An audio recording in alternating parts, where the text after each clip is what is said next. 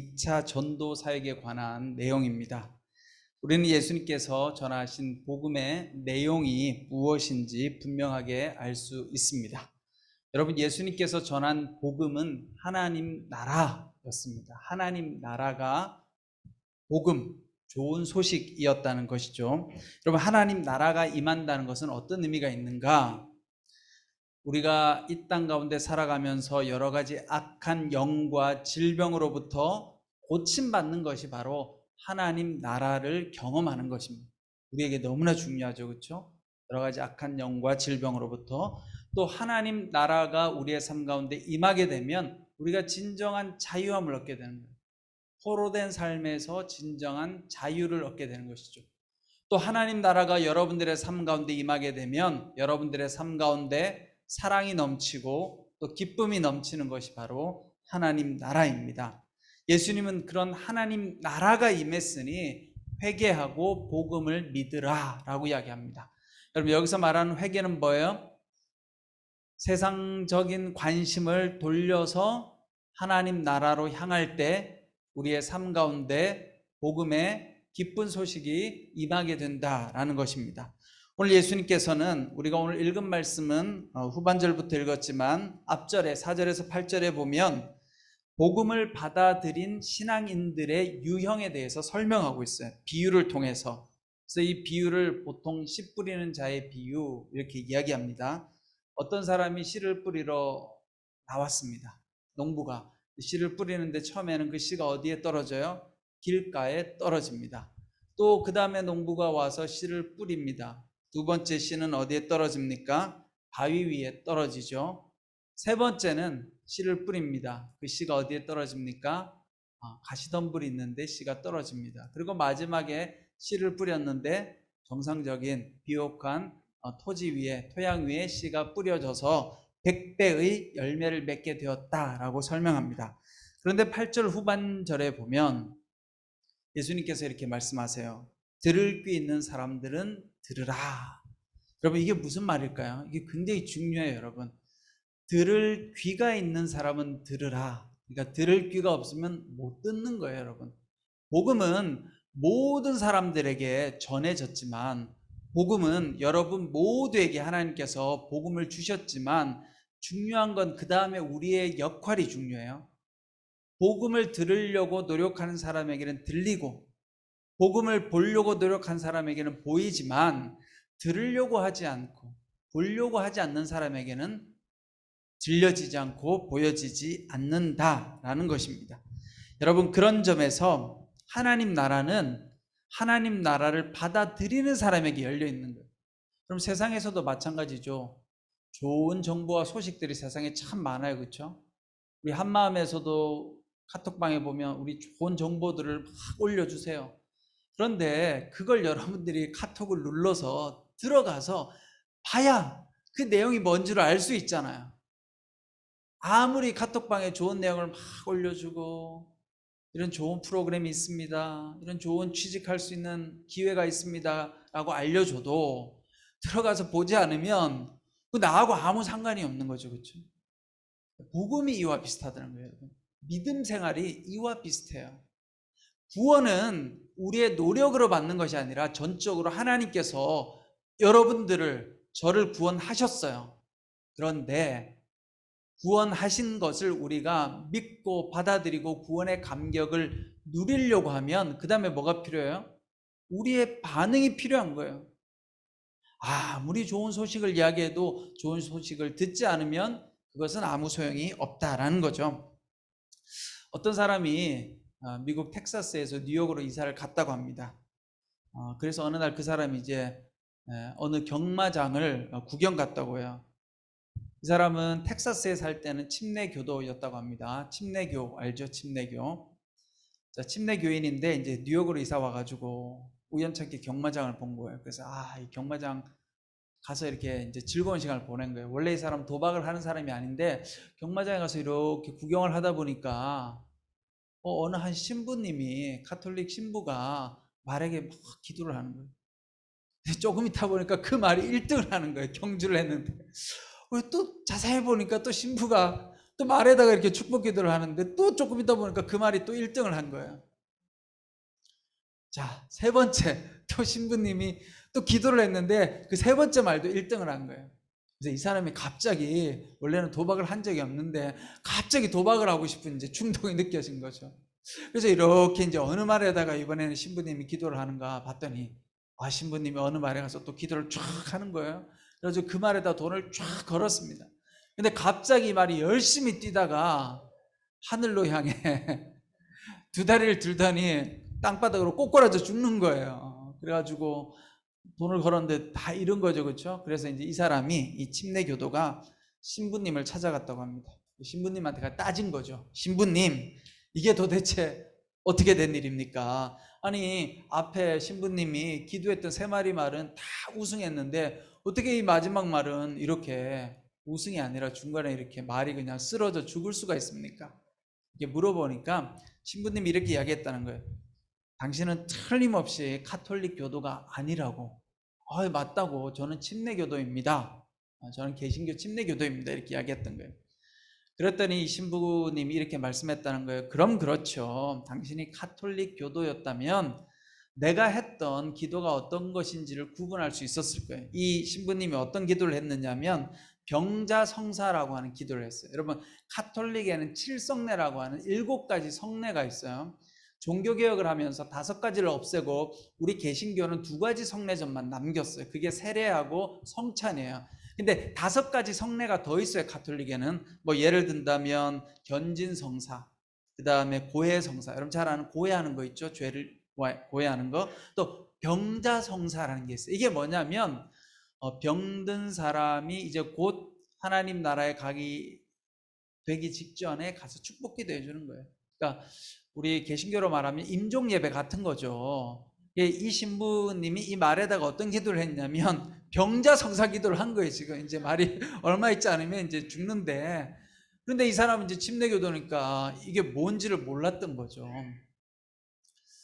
여러분, 이게 바로 비유적인 거예요. 카톨릭 교도가 아니면 알 수 없듯이 하나님 나라도 마찬가지인 거예요. 여러분, 복음이라는 건 우리에게 그 비밀이 활짝 드러난 것이 아니라 예수님께서 비유로 말씀해 주셨는데, 그 복음을 받아들이고자 하는 마음을 가지고, 내가 열심을 가지고 열정을 가지고 하나님을 사랑하는 마음으로 가까이 나아가는 사람에게는 복음이 들리지만 그렇지 않으면 복음이 안 들린다는 거예요. 여러분들도 관심이 있으면 평소에 어떻게 돼요? 관심이 있으면 눈에 보이죠, 그렇죠? 여러분 가만 생각해 보세요. 관심 있는 게 눈에 보여요. 내가 이제 여름이니까 뭘 하나 사야 되겠어. 그러면 짧은 반팔 옷을 사야 되겠어. 그러면 그 사람 뭐만 보여요? 사람들이 입고 다니는 반팔옷이 보여. 야, 저 옷 예뻐 보이네. 그런데 평소에 옷에 관심이 없는 사람은 무슨 옷을 입었는지 전혀 모른다라는 거예요. 마찬가지로 우리가 복음에 관심이 있으면 예수님의 말씀이 어떻게 돼요? 깨달아지고 이해가 되어져서 우리 안에 큰 기쁨이 넘친다 하는 거죠. 자, 그래서 오늘 비유의 뜻을 이제 예수님께서 풀어주십니다. 자, 먼저 농부가 씨를 뿌리는데 이 씨는 뭐냐? 하나님의 말씀을 상징합니다. 하나님께서 말씀의 씨앗을 여러분과 저에게 다 뿌려주셨어요. 그런데 문제는 다 반응이 달라요. 사람들마다. 여러분, 첫 번째 반응은 어떻습니까? 길가에 씨를 뿌리죠. 길가에다 씨를 뿌렸으니까 당연히 제대로 못 자라겠죠. 그렇죠? 사람이 지나가다 밟을 수도 있고 뭐 거기에 제대로 비료도 안 주고 그러니까. 그런데 이걸 뭐라고 비유해요? 길가에 뿌린 것은, 떨어진 것은 마귀가 와서 그 마음에서 말씀을 빼앗아가는 바람에 믿지 못하고 구원받지 못하는 사람들이다. 네. 길가에 떨어진 우리 마음밭의 상태는 어떤 상태예요? 하나님 말씀이 탁 임하지만 바로 마귀가 와서 탁 뺏어가는 거예요. 이 사람의 마음 상태는 뭐예요? 하나님에 대해서 관심이 없는 거예요. 전혀. 예를 들어서 교회는 나오지만 전혀 하나님에 대한 관심이 없으니까 무슨 이야기인지 못 알아듣는 거죠. 말씀을 들어도 이게 무슨 소린가 하고 앉아 있는 거예요. 그럼 관심을 기울이지 않으면 알아들을 수가 없죠. 그렇죠? 그래서 마음을 뺏겨버리는 거죠.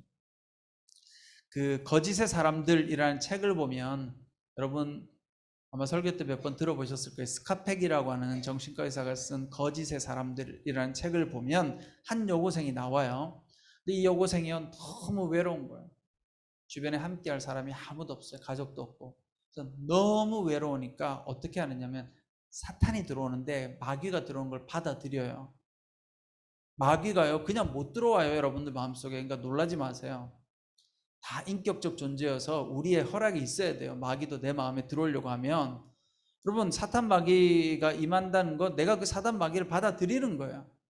그래서 이 사탄 마귀가 문을 탁 두드리는데 이 여고생이 너무 외로우니까 진짜 주변에 친구도 없고 아무도 없으니까 얼마나 외로웠으면 그 사탄이 내 마음속에 들어온 걸 허용하는 거죠. 사탄과 함께 있는 거예요.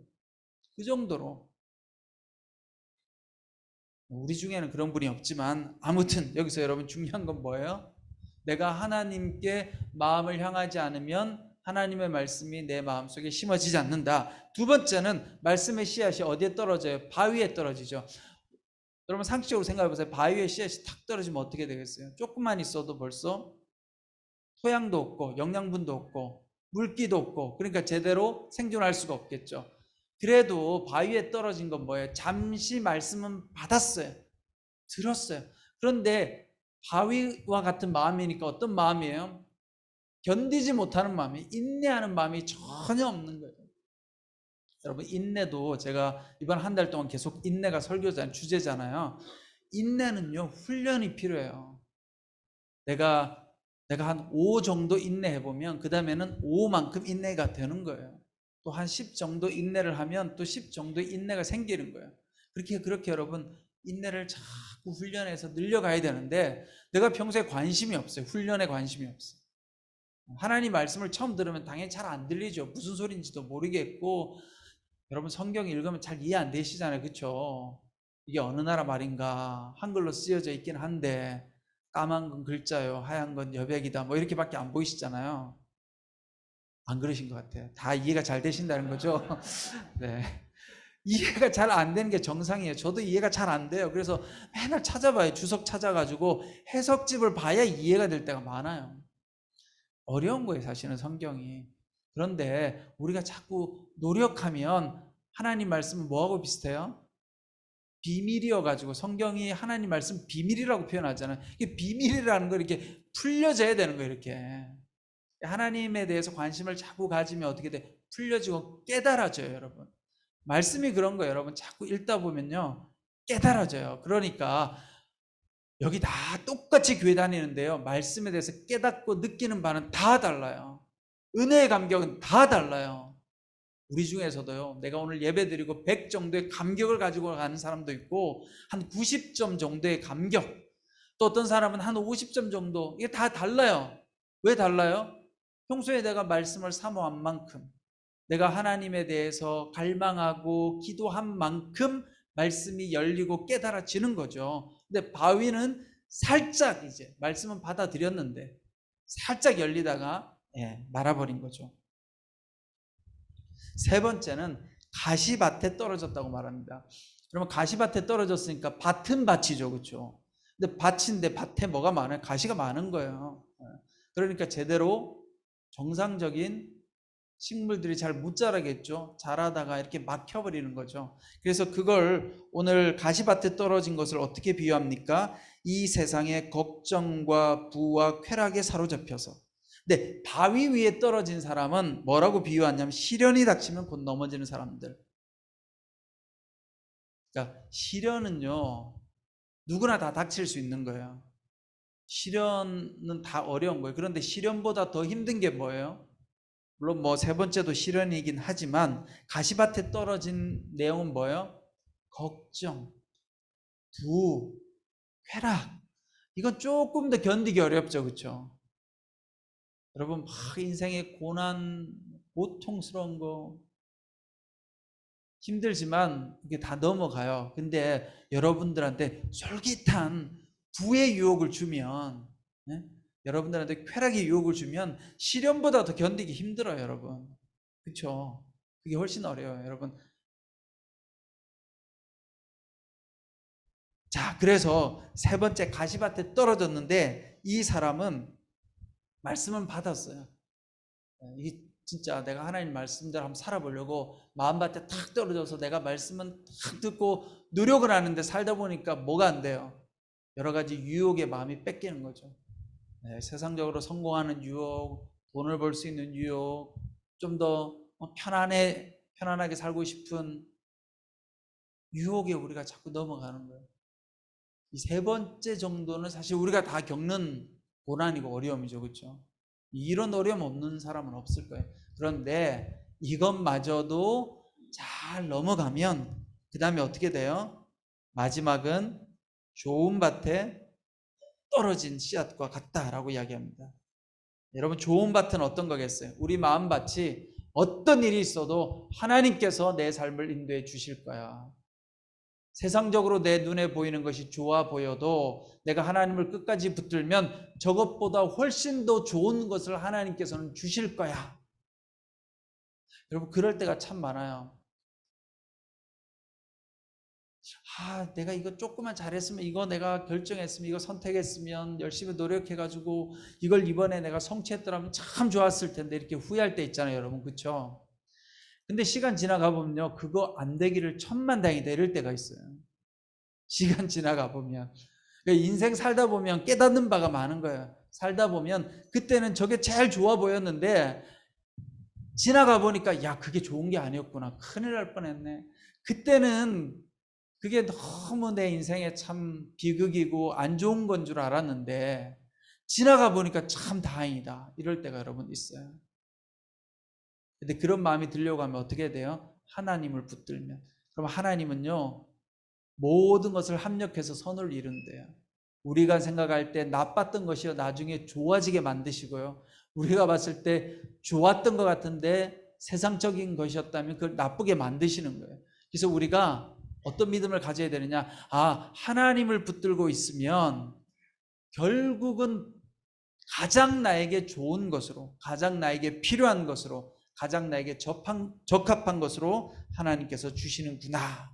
그래서 깨닫게 된다. 그래서 여러분, 좋은 마음밭을 가지고 있으면 몇 배의 열매를 거둬요? 오늘 보니까 네, 좋은 밭에 떨어지면 좋은 열매를 맺는데, 앞부분에 보면 8절에 보면 100배나 많은 열매를 맺는데, 100배.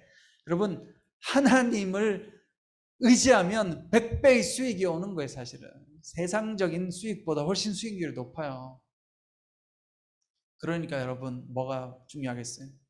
인내가 필요한 거죠. 오늘 말씀해 보니까 15절 말씀에 하나님의 말씀을 들은 뒤 그 말씀을 굳게 간직하고 인내해 좋은 열매를 맺는 사람들이다. 좋은 열매를 맺으려고 하면 결국 인내가 필요한 거예요. 인내. 여러분, 이 세상을 살아가는데 인내 없는 삶은 없어요. 여러분, 다 인내가 필요해요. 제가 설교 때마다 날마다 이야기하잖아요. 저 사람의 인생을 보면 참 행복하겠어. 저 사람은 안 가진 게 없네. 다 가진 것 같아. 외모도 잘 타고났고, 건강도 타고나고, 돈도 있고, 실력도 있고, 좋은 학교도 나오고, 좋은 직장도 있는 것 같아. 여러분, 이렇게 보이죠? 아니에요. 들어가 보세요. 다 비극이 있어요. 말 못할. 이 세상에 인내하지 않고 살 수 있는 사람은 아무도 없다라는 거예요, 여러분. 근데 인내하면 결실을 맺는데, 여러분, 그렇다고 우리가 우리의 힘으로 인내가 안 되잖아요. 그러니까 어떻게 해요? 하나님 말씀을 받아들이면 돼요. 예수님을 붙들면 그 예수님께서 우리와 함께 하셔서 우리를 인내하게 만드시고, 우리가 하나님 안에서 인내하다 보면 좋은 열매를 맺게 된다는 거예요. 그래서 여러분, 좋은 땅은요, 여러분 생각해 보세요. 좋은 땅은 이렇게 밭을 봤을 때 좋은 밭은 처음부터 깨끗하고 손질되어져 있고 비옥하고 그런 밭은 세상에 없어요. 여러분, 다 뭐 어떻게 해야 돼요? 여러분들이 가서 밭을 갈아야죠. 밭이 처음에 형편없고 돌멩이도 있고 잡초도 있잖아요. 그럼 그 밭을 내가 사가지고, 사실 우리 마음밭이 그런 거예요. 처음에는 다 그래요. 그걸 어떻게, 잡초는 걸러내고 돌멩이도 걸러내고 그 다음에 밭도 갈고 거기에다가 비료도 뿌리고, 그렇게 해야 좋은 밭이 되는 거예요. 여러분, 그런데 우리는 남의 밭을 보면 다 좋아 보여. 그래서 질투가 생기는 거예요. 그 뺏고 싶고, 내 옆 사람 걸 보면 좋아 보여가지고 괜히 그 사람 걸 뺏고 싶고 질투하고. 그런데 내가 내 마음의 밭을 갈면 되는 거예요. 여러분들 마음의 밭을 다 가세요. 여러분들 다 하나님께서 좋은 밭을 다 주셨어요. 믿음을 가지고 하나님, 나는 좋은 밭이 되기 원합니다. 내 마음의 밭을 갈기 원합니다. 내 안에 있는 잡초를 제하여 주시고, 하나님 내 안에 있는 돌멩이를 제하여 주시고, 하나님 내 마음 밭에 좋은 말씀의 씨앗을 심어서 내 마음 밭에 씨앗에 좋은 열매를 맺게 해 주시옵소서. 여러분들 그렇게 기도하시면 여러분들 삶 가운데 하나님께서 놀라운 열매를 맺어 주실 줄 믿습니다. 여러분, 이번 또 여름에도 잘 인내하셔서 여러분들의 삶 가운데 힘든 거 많이 있으시죠, 그렇죠? 힘들 때마다 이 말씀을 생각하세요. 그렇지, 내가 하나님 붙잡고 인내하면 하나님께서 반드시 좋은 것으로 결실해 주신다고 하셨어. 그 말씀 붙들고 여러분 인내하셔서 여러분 인생에 다 100배의 열매를 맺게 되시기를 간절히 축원합니다.